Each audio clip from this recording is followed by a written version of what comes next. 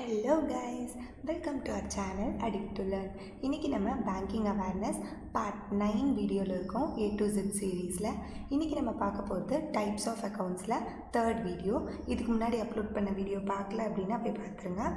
And இன்னையோட நம்ம types of account topic வந்துட்டு ஃபினிஷ் பண்ணிட போகிறோம். ரிமைனிங் இருக்க எல்லா அக்கௌண்ட்ஸும் இன்றைக்கி நம்ம பார்த்துடலாம். அண்ட் வாங்க வீடியோக்குள்ளே போகலாம். ஸோ டைப்ஸ் ஆஃப் அக்கௌண்ட் பார்க்குறதுக்கு முன்னாடி நேற்று டிடிஎஸ் பார்த்தோம்ல, அது மாதிரி இன்றைக்கி நம்ம நாமினேஷன் ஃபெசிலிட்டி பற்றி பார்க்க போகிறோம். ஸோ நாமினேஷன் ஃபெசிலிட்டி எந்த ரூல்ஸ்க்கு கீழே வந்தது அப்படின்னு பார்த்தீங்கன்னா, பேங்கிங் கம்பெனிஸ் ரூல்ஸ் 1985. அதுக்கு கீழே தான் இந்த நாமினேஷன் அப்படின்ற விஷயத்தை கொண்டு வந்தாங்க. ஸோ நாமினேஷன் அப்படின்னா என்னென்னா, இப்போ பேங்க்கோட கஸ்டமர் ஒருத்தவங்க இறந்துட்டாங்க அப்படின்னா, இறந்ததுக்கப்புறம் அவங்களோட அந்த டெபாசிட்டட் அமௌண்ட், அவங்க பேங்க்கில் வச்சிருந்த அந்த லாக்கரில் வச்சுருந்த விஷயங்கள் எல்லாமே வந்துட்டு அந்தந்த ரெஸ்பெக்டிவ் நாமினிக்கு கொடுத்துருவாங்க. ஸோ அதுக்கு எந்த லீகல் ஹையர் சர்டிஃபிகேட் அல்லது எந்த ஒரு விஷயங்களும் வந்துட்டு தேவை கிடையாது. நீங்கள் தான் அந்த நாமினி பர்சன் அப்படின்ற ஒரு ப்ரூஃப் இருந்தால் மட்டும் போதும். ஆஸ் வெல் அஸ் அந்த டெபாசிட்டர், அந்த பேங்க்கோட கஸ்டமர் நிஜமாகவே இறந்துட்டாங்க அப்படின்றதுக்கு ப்ரூஃப் இருந்தால் போதும். இந்த 2 விஷயங்கள் இருந்தாலே நமக்கு அந்த டெபாசிட்டர், பேங்க்கோட அந்த கஸ்டமரோட எல்லா பொருட்களையும் நம்மளை எந்தெந்த விஷயத்துக்கு நாமினேட் பண்ணியிருக்காங்களோ அந்த விஷயங்கள்லாம் நமக்கே கொடுத்துருவாங்க. ஃபார் எக்ஸாம்பிள், இப்போ நான் லாக்கருக்கு ஒரு நாமினி வச்சுருக்கேன், ஃபிக்ஸட் டெபாசிட்டுக்கு ஒரு நாமினி வச்சுருக்கேன் அப்படின்னா, நான் லாக்கருக்கு வச்சுருக்க நாமினி கிட்ட தான் என்னோடய லாக்கரோட உடைமைகளை கொடுப்பாங்க. அதே மாதிரி நான் எஃப்டிக்கு வச்சுருக்க நாமினி கிட்ட என்னோடய எஃப்டியோட அமௌண்ட்டை கொடுப்பாங்க. ஸோ அந்த மாதிரி செப்பரேட்டாக நாமினிஸ் வச்சுக்குவாங்க. ஸோ எல்லாத்துக்குமே பேங்க்கில் நடக்கிற ஒவ்வொரு டிரான்சாக்ஷனுக்குமே வந்துட்டு நாமினி வைக்கிறது வந்துட்டு அவசியமான ஒன்றாக தான் இருக்குது. பட் மேண்டட்ரி ஆக்கலை, பட் அட்வைசபிளாக தான் வச்சுருக்காங்க. ஸோ கரண்ட் அக்கௌண்ட் டெபாசிட்ஸ்க்கு வந்துட்டு ஒரு ரேர் கேசஸில் ஒரு சில ரெஸ்ட்ரிக்ஷன்ஸோட அந்த மாதிரி தான் வந்துட்டு நாமினி வந்துட்டு அலோவ் பண்ணிகிட்ருக்காங்க. அண்ட் நாமினி அப்படின்றது என்ன அப்படின்னா, அந்த பர்சன் இறந்ததுக்கப்புறம் அவங்களோட அந்த அவார்ட் அண்ட் கிராண்ட்டை வந்துட்டு வாங்கிக்கிற மாதிரி ஒரு பர்சனை நம்ம நாமினி அப்படின்னு சொல்கிறோம். ஓகே, வாங்க நெக்ஸ்ட் போகலாம். ஸோ இன்றைக்கி நம்ம பார்க்க போகிறது ரெக்கரிங் டெபாசிட், ஃபிக்ஸட் டெபாசிட் மாதிரி bulk deposit. So bulk deposit பேர்லேயே தெரியுதா, பல்கான ஒரு அமௌண்ட். அதான் 2 கோடிக்கு மேலே வந்துட்டு நீங்கள் டெபாசிட் பண்ணுறீங்க அப்படின்னா அது பல்க் டெபாசிட்டில் தான் வரும். ஸோ இது வந்துட்டு இன்ட்ரெஸ்ட் ரேட் வந்துட்டு எதை பொறுத்து மாறும் அப்படின்றாங்கன்னா, நீங்கள் டெபாசிட் பண்ணுற அந்த அமௌண்ட் ஆஃப் மணி பொறுத்து மாறும் அப்படின்னு சொல்கிறாங்க. இவ்வளோ நாள் நம்ம பார்த்த டெபாசிட்லாம் எப்படி பார்த்துட்டு இருந்தோம், இன்ட்ரெஸ்ட் ரேட் வந்துட்டு 10 year வச்சு மாறும் அப்படின்னு பார்த்துட்டு இருந்தோம். பட் இங்கே வந்துட்டு டெபாசிட்டோட குவாண்டம் பொறுத்து மாறும் அப்படின்றாங்க. இதுக்கு வந்துட்டு இன்ட்ரெஸ்ட் ரேட் ஹையாக தான் இருக்க போகுது. ஸோ அதனால லியாபிலிட்டிஸ் எப்படி இருக்கும், ஹையாக இருக்கும் அப்படின்னு தெரிஞ்சுக்கோங்க. ஆஸ் வெல் அஸ் இந்த டெபாசிட்ஸ் எல்லாம் வந்துட்டு மேக்ஸிமம் ஹை நெட்வொர்த் இண்டிவிஜுவல்ஸ் கிட்ட இருந்து தான் வரும். ஹை நெட்வொர்த் இண்டிவிஜுவல்ஸ் அப்படின்னா என்னென்னா, அவங்கெல்லாம் பெரிய இடம்ப்பா, பெரிய ஆளுப்பா அப்படின்னு சொல்லுவோம்ல. ஸோ அவங்க தான் ஹை நெட்வொர்த் இண்டிவிஜுவல்ஸ். ஸோ அவங்க தான் இந்த மாதிரி 2 கோடியெல்லாம் டெபாசிட் பண்ண போகிறாங்க. ஸோ அவங்கக்கிட்ட இருந்து தான் இந்த டெபாசிட்ஸ் வருது அப்படின்னு சொல்லியிருக்காங்க. தென் நெக்ஸ்ட் பார்த்தீங்க அப்படின்னா escrow account. So escrow account அப்படின்றது ஒரு டெம்பரரி அக்கௌண்ட் மாதிரி தான். இப்போ ஃபார் எக்ஸாம்பிள், ஒரு கான்ட்ராக்ட் நான் ஒரு பர்சன் கிட்ட கொடுத்துருக்கேன் அப்படின்னு வச்சுக்கோங்க. அந்த இடத்துல எஸ்க்ரோ அக்கௌண்ட் வரும். ஸோ எஸ்க்ரோ அக்கௌண்ட் அப்படின்றது ஒரு 3rd party அக்கௌண்ட் மாதிரி. ஸோ அந்த இடத்துல எஸ்க்ரோ அக்கௌண்ட் வரும். நான் என்ன பண்ணுவேன் அப்படின்னா, இந்த கான்ட்ராக்டை நீங்கள் கம்ப்ளீட் பண்ணிட்டீங்கன்னா இந்த அமௌண்ட் நான் உங்களுக்கு கொடுக்குறேன் அப்படின்னு சொல்லிட்டு இந்த எஸ்க்ரோ அக்கௌண்ட்டில் போட்டு வச்சுப்பேன். ஸோ அந்த கான்ட்ராக்டை அவங்க கம்ப்ளீட் பண்ணதுக்கப்புறம் எஸ்க்ரோ அக்கௌண்ட்டில் அவங்களுக்கு முடிஞ்சிடும். தென் அந்த அக்கௌண்ட்டும் க்ளோஸ் ஆகிடும். ஸோ அந்த மாதிரி ஒரு டெம்பரரி அக்கௌண்ட்டாக தான் இந்த டெம்பரரி பாஸ் அப்படின்னு சொல்லி இண்டிகேட் பண்ணியிருக்காங்கல்ல, இந்த எஸ்க்ரோ அக்கௌண்ட் இருக்குது. ஸோ எஸ்க்ரோ அக்கௌண்ட்டுன்றது என்னது, ஒரு 3rd party அக்கௌண்ட். ஸோ 2 பேருக்கு நடுவில் டிரான்சாக்ஷன் நடக்குதுல, அதுக்கு இடையில் வர்ற இந்த அக்கௌண்ட் தான் என்னது, எஸ்க்ரோ அக்கௌண்ட். இது ஒரு temporary account, 3rd party account also. அதை மட்டும் தெரிஞ்சுக்கோங்க. தென் கில்ட் அக்கௌண்ட் அப்படின்றது என்னென்னா, லைக் இன்வெஸ்டர்ஸ் எல்லாம் வச்சுருப்பாங்கள்ல, அவங்க தான் வந்துட்டு கில்ட் அக்கௌண்ட் அப்படின்றாங்க. எதுக்காக இந்த கில்ட் அக்கௌண்ட் வச்சுருக்காங்க அப்படின்னா, கவர்மெண்ட் செக்யூரிட்டிஸை வச்சுக்கிறதுக்காக. கவர்மெண்ட் செக்யூரிட்டிஸை ஹேண்டில் பண்ணுறதுக்காக, ஹோல்ட் பண்ணுறதுக்காக. கவர்மெண்ட் செக்யூரிட்டிஸில் ட்ரெஷரி பில்ஸ் இந்த மாதிரி எல்லாமே வரும். ஸோ இதெல்லாம் வந்துட்டு டிமேட் ஃபார்ம். டிமேட் ஃபார்ம்னா என்னது?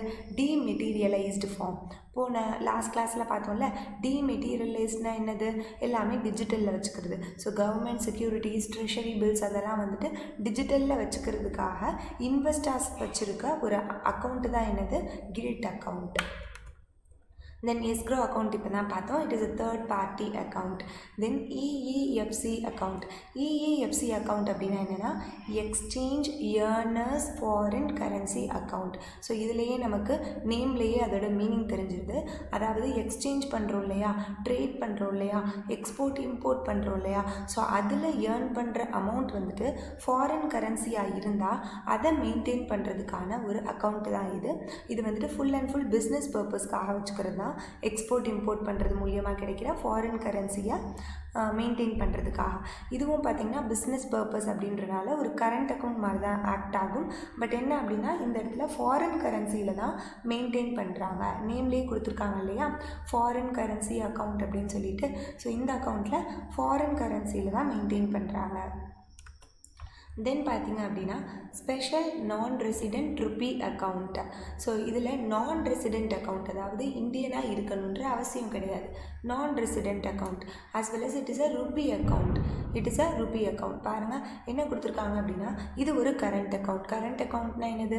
பிஸ்னஸ் பண்ணுறதுக்காக ஓப்பன் பண்ணுற அக்கௌண்ட். ஸோ இந்தியாவில் இல்லாமல் ஃபாரினில் இருப்பாங்க இல்லையா, அந்த ஃபாரின் பர்சன்ஸ் இந்தியாவில் பிஸ்னஸ் பண்ணணும்னு ஆசைப்படுவாங்க இல்லையா. ஸோ இந்தியாவில் பிஸ்னஸ் பண்ணால் என்ன பண்ணணும்? அவங்க ருப்பி இன்வெஸ்ட் பண்ணுற மாதிரி இருக்கும், as well as இந்தியாவிலேருந்து ருப்பி வந்துட்டு ஏர்ன் பண்ணுற மாதிரி இருக்கும். ஸோ அவங்களுக்கு ருப்பியை மெயின்டைன் பண்ணுறதுக்கு ஒரு அக்கௌண்ட் வேணும் இல்லையா.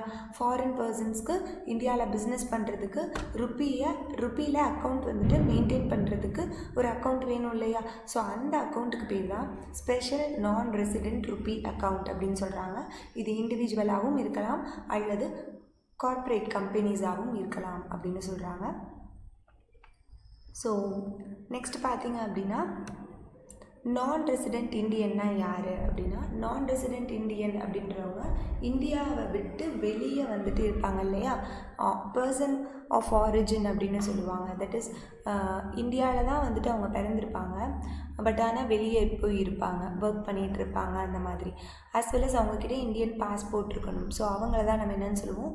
நான் ரெசிடெண்ட் இண்டியன்னு சொல்லுவோம். தட் இஸ் 182 days வந்துட்டு அவுட் சைட் இந்தியா ஸ்டே பண்ணியிருந்தாங்க அப்படின்னா அவங்கள நான் ரெசிடெண்ட் இண்டியன்னு சொல்லுவோம். ஸோ இதை பற்றி நான் டீட்டெயிலாக கூட உங்களுக்கு நான் சொல்கிறேன், பிகாஸ் எனக்கு இன்டர்வியூவில் இந்த கொஷின்ஸ் கேட்டிருந்தாங்க. தென் அவங்களுக்கு அக்கௌண்ட் இருக்கணும் இல்லையா, நான் ரெசிடெண்ட் இண்டியனுக்கு ஒரு சில அக்கௌண்ட்லாம் வச்சுருக்காங்க. அந்த அக்கௌண்ட் பற்றி தான் இப்போ நம்ம பார்க்க போகிறோம். ஸோ அவங்களுக்கு 3 அக்கௌண்ட் வச்சுருக்காங்க. ஒன்று நான் ரெசிடெண்ட் ஆர்டினரி அக்கௌண்ட், நான் ரெசிடெண்ட் எக்ஸ்டர்னல் அக்கௌண்ட், தென் foreign currency non resident bank account அப்படின்னு சொல்லிட்டு அவங்களுக்கு ஒரு 3 அக்கௌண்ட் வச்சுருக்காங்க. அந்த 3 அக்கௌண்ட் பற்றி நம்ம பார்க்கலாம். ஸோ பாருங்கள், Indian account operated by NRI and PIO in foreign, a person of Indian origin. PIO அப்படின்னா என்னது? person of Indian origin. So இவங்களுக்கு வச்சுருக்க அந்த அக்கௌண்ட்டு தான் இந்த 3 அக்கௌண்ட் அப்படின்றது. ஸோ NRO அப்படின்னா இப்போ தான் பார்த்தோம், நான் ரெசிடெண்ட் ஆர்டினரி அக்கௌண்ட். NREனா non resident external account and foreign currency non resident account FCNR. So இதில் வந்துட்டு லோ இன்ட்ரெஸ்ட் தான் தரப்போகிறாங்க. பாருங்கள், காசா அண்ட் RDFD. காசானா என்னது? Current account, savings account, recurring deposit and fixed deposit. எல்லாமே என்ன ஆகிடும் அப்படின்னா NROவாக கன்வெர்ட் ஆகிடும். அதே மாதிரி தான் இதுலேயும் எல்லா டெபாசிட்ஸுமே NREயாக கன்வெர்ட் ஆகிடும். இதில் பார்த்திங்க அப்படின்னா டேர்ம் டெபாசிட்டை மட்டும்தான் நம்ம FCNRாக கன்வெர்ட் பண்ண முடியும். அதாவது இப்போ நான் நார்மல் பர்சன், நான் இப்போ இந்தியன். ஸோ இந்தியனாக இருந்துட்டு நான் இப்போ நிறைய அக்கௌண்ட்டெல்லாம் வச்சுருக்கேன் இல்லையா, நிறைய பேங்க்ஸில் நிறைய FD போட்டு வச்சுருக்கேன், சேவிங்ஸ் அக்கௌண்ட் வச்சுருக்கேன் அப்படின்னு சொல்லி வச்சுக்கோங்க. இப்போ நான் திடீர்னு பார்த்திங்கன்னா எனக்கு ஒரு ஃபாரினில் வேலை கிடச்சி நான் போயிடுறேன். ஸோ நான் ரெசிடெண்ட் இந்தியனாக மாறிடுறேன். அப்போ என்ன ஆயிடும்னா ஆட்டோமேட்டிக்காக என்னோட எல்லா டெபாசிட்ஸும் என்ன ஆகிடும்? நான் ரெசிடெண்ட் ஆர்டினரி அக்கௌண்ட்டாக மாறிடும் அப்படின்னு சொல்கிறாங்க. So if I want to convert this into foreign currency non resident account அப்படின்னா டேர்ம் டெபாசிட் மட்டும்தான் மாற்ற முடியும். தென் இந்த இடத்துல என்ன கொடுத்துருக்காங்க அப்படின்னா from foreign to India in rupee அப்படின்னு சொல்கிறாங்க. அதாவது இந்த அக்கௌண்ட்டை நம்ம ருப்பியில் தான் மெயின்டைன் பண்ண போகிறோம், இந்த அக்கௌண்ட்டையும் நம்ம ருப்பியில் தான் மெயின்டைன் பண்ண போகிறோம். இந்த அக்கௌண்ட்டை நம்ம ஃபாரின் கரன்சியில் மெயின்டைன் பண்ணிக்க முடியும், ஃபாரின் கரன்சியில் தான் மெயின்டைன் பண்ணணும். நேம்லேயே தெரிஞ்சிருச்சு இல்லையா? ஓகே. அண்ட் இதோட டென்யூர் பார்த்திங்கன்னா 1 to 5 years. இதோட மினிமம் டென்யூர் பார்த்திங்கன்னா 1 year, மேக்ஸிமம் டென்யூர்னு எதுவும் சொல்லலை. பட் இதில் minimum 5 year, minimum 1 year, maximum 5 year அப்படின்னு ஸ்பெசிஃபைடாக சொல்லியிருக்காங்க. ஸோ இந்த அக்கௌண்ட்டில் நம்ம என்ன மணிலாம் போட முடியும்னா, இன்சைட் இந்தியா ஏர்ன் பண்ண மணியை மட்டும்தான் என்ஆர்ஓவில் போட முடியும். And outside India earn பண்ண மணியை மட்டும்தான் நம்ம என்ஆர்இயில் போட முடியும். அண்ட் எஃப்சிஎன்ஆர்லேயும் அவுட் சைட் இந்தியாவில் ஏர்ன் பண்ண மணியை மட்டும்தான் போட முடியும். இப்போ நான் ஒரு நான் ரெசிடென்ட் இந்தியனாக இருக்கேன். எனக்கு பார்த்திங்க அப்படின்னா இந்தியாவில் நான் ஒரு பிஸ்னஸ் வச்சுருக்கேன். ஸோ அதுலேருந்து எனக்கு கொஞ்சம் அமௌண்ட் வருது. ஸோ அந்த அமௌண்ட்டை நான் என்ஆர்ஓவில் தான் போடணும். ஆஸ் வெல் அஸ் நான் ரெசிடென்ட் இந்தியன் தானே, அங்கே நான் ஒரு ஒர்க் பண்ணிகிட்ருக்கேன், அதுலேருந்து எனக்கு கொஞ்சம் அமௌண்ட் வருது. அதை நான் இந்தியன் ருப்பியில் மெயின்டைன் பண்ணணும் அப்படின்னு நினச்சேன்னா என்ஆர்இயில் போடுவேன்.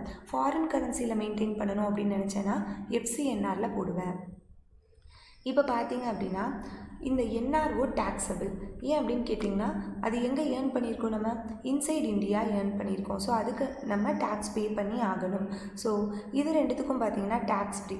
ஏன்? இது ரெண்டும் அவுட் சைட் இந்தியா. ஸோ நம்ம அந்த ரெஸ்பெக்டிவ் கண்ட்ரிக்கு டேக்ஸ் கட்டணும், இங்கே கட்ட தேவையில்லை. ஸோ இது பார்த்திங்க அப்படின்னா நான் ரீபாட்ரியபிள். தட் இஸ் இதில் வந்துட்டு ஃபாரின் கரன்சியை இந்தியன் கரன்சியாக மாற்ற முடியாது, இந்தியன் கரன்சியை ஃபாரின் கரன்சியாக மாற்ற முடியாது.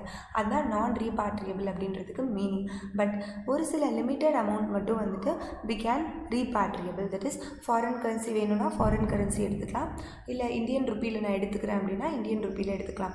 அக்கௌண்ட் மெயின்டைன் பண்ணுறது என்னமோ ருப்பி அண்ட் ஃபாரின் கரன்சி இங்கே பார்த்தோம்ல, இந்த ஸ்டெப்பில் பார்த்தோம்ல அந்த ருப்பீஸில் தான். பட் நமக்கு வேணுன்றப்ப எடுப்போம்ல. ஸோ எடுக்கும்போது வந்துட்டு நமக்கு என்ன கரன்சியில் வேணுமோ அந்த கரன்சியில் என்ஆர்இலையும் எஃப்சிஎன்ஆர்லேயும் எடுக்க முடியும். பட் என்ஆர்ஓவில் பார்த்தீங்கன்னா ஒரு சில லிமிட்டட் அமௌண்ட் மட்டும்தான் எடுக்க முடியும்.